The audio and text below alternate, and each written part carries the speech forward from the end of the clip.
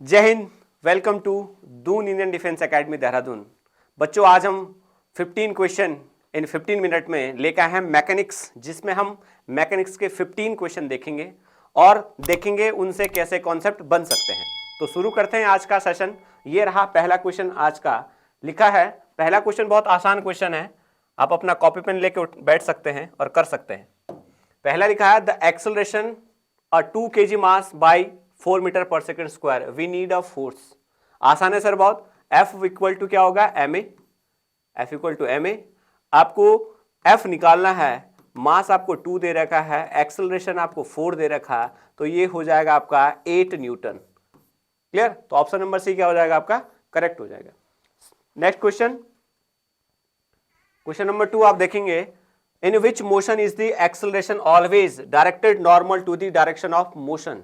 यानी कि कहा गया है कि ऐसा कौन सा मोशन है जिसमें जो एक्सेलरेशन है वो नॉर्मली रहेगा मोशन के। तो आप देखेंगे, अगर आप देखेंगे सर्कुलर मोशन, यहां पर अगर आप देखेंगे सर्कुलर मोशन, तो ऑलवेज जो सेंट्रीपिटल फोर्स होगा वो टुवर्ड्स द सेंटर होगा और इसकी जो वेलोसिटी है वो टेंजेंट की तरफ जाएगी यदि ये पार्टिकल कुछ इस तरीके से मूव कर रहा है।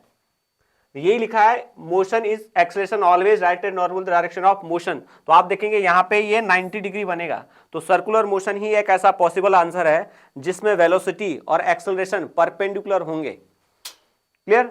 नेक्स्ट क्वेश्चन, नेक्स्ट क्वेश्चन है, impulse can be expressed as. Impulse का मतलब हुआ यदि कोई बहुत बड़ा फोर्स स्मॉल टाइम इंटरवल के लिए किसी बॉडी पे एक्ट करता है तो वही जनरेट करता है इंपल्स। तो आप देखेंगे इंपल्स को यदि हम आई से डिनोट करते हैं तो ये होगा force into small time interval. कभी कभी आपसे इसका यूनिट पूछ लेगा तो यूनिट हो जाएगा न्यूटन सेकेंड। अब आप देखेंगे फोर्स इंटू टाइम, पहला ही ऑप्शन आपको मिल गया तो यही आपका क्या हो जाएगा, सही हो जाएगा। फोर्स इंटू डिस्टेंस नहीं होगा, ये आपको एनर्जी बताएगा। फोर्स इंटू वेलोसिटी आपको पावर बता देगा। क्लियर है? तो आपका ऑप्शन नंबर ए क्या हो जाएगा, सही होगा, force into small time interval. Next question, क्या लिखा, एन एक्सप्लोजन ब्रेक। देखिए यहां पे आपको पेन उठाने की जरूरत भी नहीं होगी यदि आप थोड़ा सा दिमाग लगा के करेंगे। एक एक्सप्लोजन ब्रेक होता है 2 पीस में। 1 पीस का जो मास है वो है 2 kg, जो पहले पीस का मास है वो है 2 kg। दूसरे पीस का मास आपको निकालना है। पहले पीस की जो वेलोसिटी है वो है 10 मीटर पर सेकेंड और आप देखेंगे सेकेंड पीस की जो वेलोसिटी है वो है 20 मीटर पर सेकेंड। करने का आप यहां लगाएंगे कंजर्वेशन ऑफ मोमेंटम। तो इनिशियली दोनों का मोमेंटम क्या था, 0, क्योंकि पहले एक्सप्लोजन नहीं हुआ। अब फाइनली एक अगर ईस्ट की तरफ गया होगा तो दूसरा अपोजिट डायरेक्शन में गया होगा। तो एक पार्टिकल का जो आप मोमेंटम लिखेंगे जिसके आपको मास निकालना है और वेलोसिटी आपको गिवन है, तो पहले पार्टिकल का मोमेंटम क्या होगा, 10 इंटू 2 यानी कि 20 kg मीटर पर सेकेंड होगा। दूसरे पार्टिकल का मोमेंटम भी 20 kg मीटर पर सेकेंड ही होना चाहिए। तो ध्यान रखेंगे दूसरे पार्टिकल की वेलोसिटी दे रखी है, यदि आपको इसको 20 करना है तो आपको डेफिनेटली 1 से यहां पे मल्टीप्लाई करनी पड़ेगी, तभी आपको इसका मोमेंटम 20 kg मीटर पर सेकेंड ही मिलेगा। तो ऑप्शन नंबर 1 kg सही हो जाएगा, यानी कि दूसरे ऑब्जेक्ट का जो मास होगा वो 1 kg होगा, तभी उसका मोमेंटम इक्वल होगा। तो ऑप्शन नंबर बी क्या हो जाएगा, करेक्ट हो जाएगा। नेक्स्ट क्वेश्चन, नेक्स्ट क्वेश्चन है, with the uniform speed the work done by the centripetal force. ध्यान रखेंगे यूनिफॉर्म स्पीड का मतलब हुआ सर, ध्यान रखें यूनिफॉर्म स्पीड का मतलब हुआ वेलोसिटी कांस्टेंट नहीं। यूनिफॉर्म स्पीड का मतलब हुआ यदि कोई पार्टिकल सर्कुलर मोशन में यूनिफॉर्म स्पीड से मोशन कर रहा है तो ध्यान रखेंगे उसकी काइनेटिक एनर्जी कांस्टेंट होगी। लेकिन सर हर बार चूंकि डायरेक्शन चेंज हो रही है, चूंकि डायरेक्शन चेंज हो रही है इसलिए वेलोसिटी भी चेंज होगी। आपसे पूछा है इस केस में जो सेंट्रीपिटल फोर्स है उसके द्वारा वर्क डन कितना होगा। तो वर्क डन का फॉर्मूला क्या होगा, force into displacement, force into displacement. यानी कि वर्क डन का फॉर्मूला आप देखेंगे तो क्या होगा, force dot S, force dot S. तो ध्यान रखेंगे ये होगा एफ एस कॉस थीटा, और आप यह अगर आप देखेंगे यहां पे तो डिस्प्लेसमेंट और उसके बीच में एंगल बनेगा आपका 90 डिग्री। तो इसलिए work done by centripetal force uniform circular motion वो हो जाएगा आपका 0। ध्यान रखेंगे कितना हो जाएगा सर, बिल्कुल 0 सही आंसर होगा। क्लियर?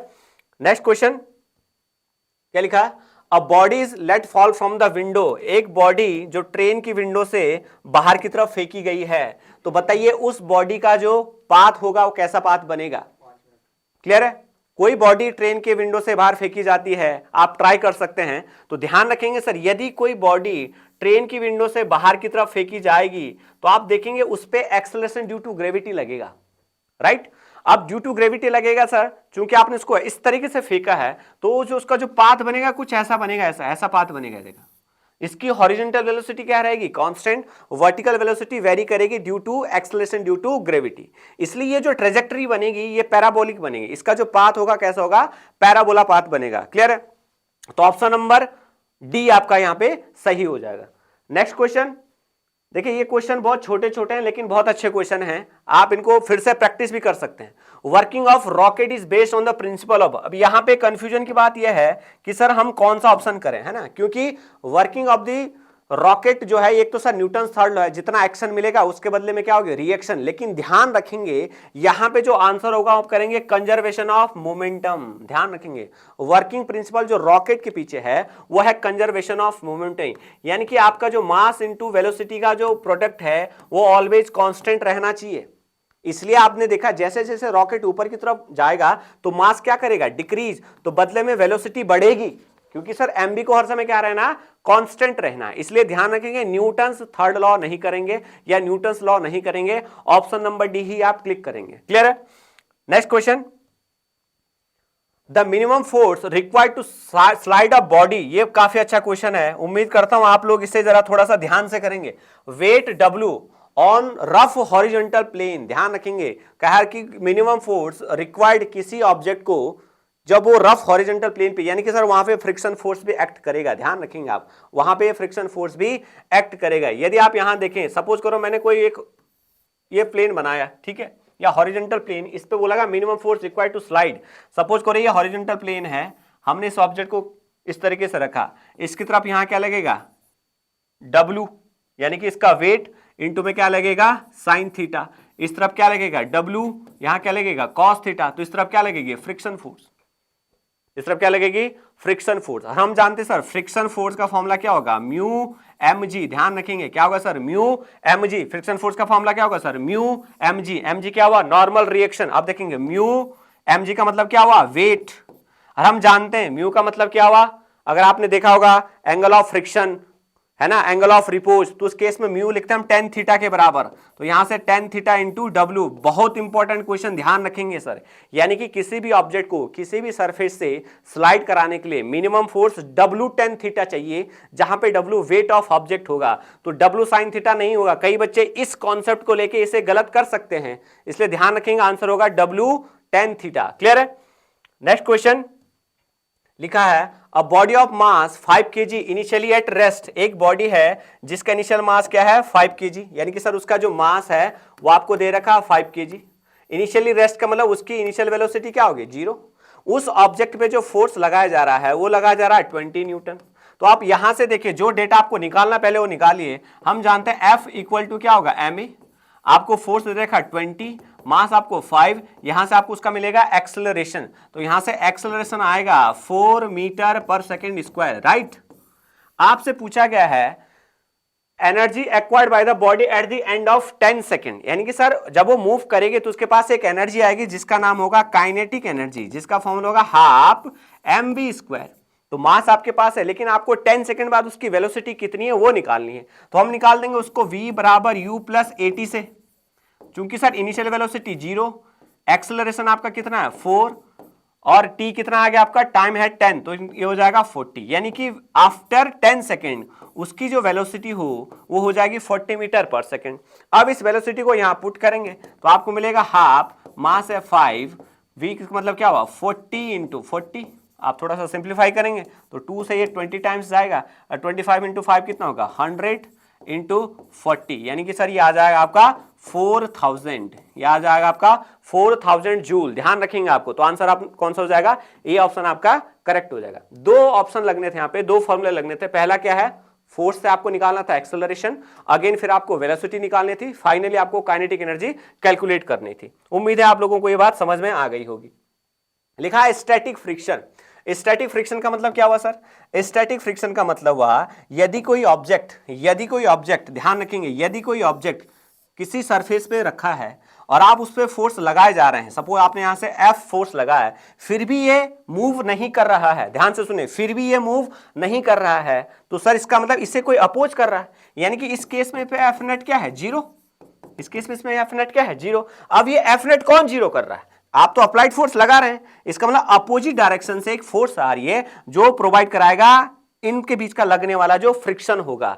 उसी केस में यदि ये स्टैटिक है तो उस केस में जो फ्रिक्शन लगेगी उसी को बोला गया स्टैटिक फ्रिक्शन, उसी को बोला गया स्टैटिक फ्रिक्शन। तो ध्यान रखेंगे, static friction always greater than dynamic friction. किसी ऑब्जेक्ट को मूव कराने में कम फोर्स की रिक्वायरमेंट होती है एज कंपेयर टू उसका स्टैटिक फ्रिक्शन ब्रेक करना हो तो इनिशियली उसको अगर मूव कराना तो हमें ज्यादा फोर्स की रिक्वायरमेंट होती है, और एक बार जब ऑब्जेक्ट मूव होता है तो उतने फोर्स की रिक्वायरमेंट नहीं होती। तो ध्यान रखेंगे, static friction always greater than dynamic friction, always greater than dynamic friction. Clear?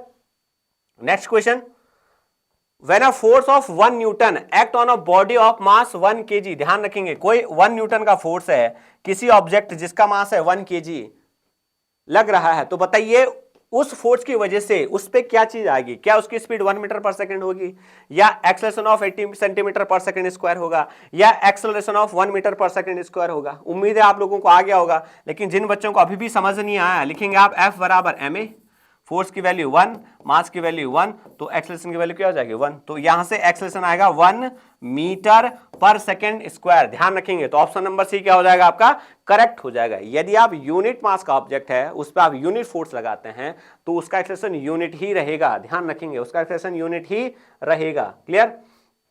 Next लिखा है ratio of limiting friction to normal reaction. अच्छा क्वेश्चन है, ratio of limiting friction to normal reaction. ध्यान रखेंगे, लिमिटिंग फ्रिक्शन टू तो हम जानते हैं limiting friction is directly proportional to normal reaction.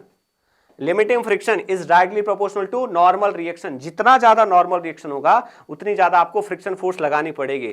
तो जब ये प्रोपोर्शनल हटेने तो यहां पे आएगा coefficient of friction, proportional sign हट के कौन सा साइन आएगा, कोएफिशिएंट ऑफ फ्रिक्शन। तो यहां से आप देखेंगे F/N, यही बना आपका कोएफिशिएंट ऑफ फ्रिक्शन, यानी कि लिमिटिंग फ्रिक्शन और नॉर्मल का जो रेशियो होगा वो कोएफिशिएंट ऑफ फ्रिक्शन के बराबर होगा, यानी कि ऑप्शन नंबर डी आपका करेक्ट हो जाएगा। क्लियर?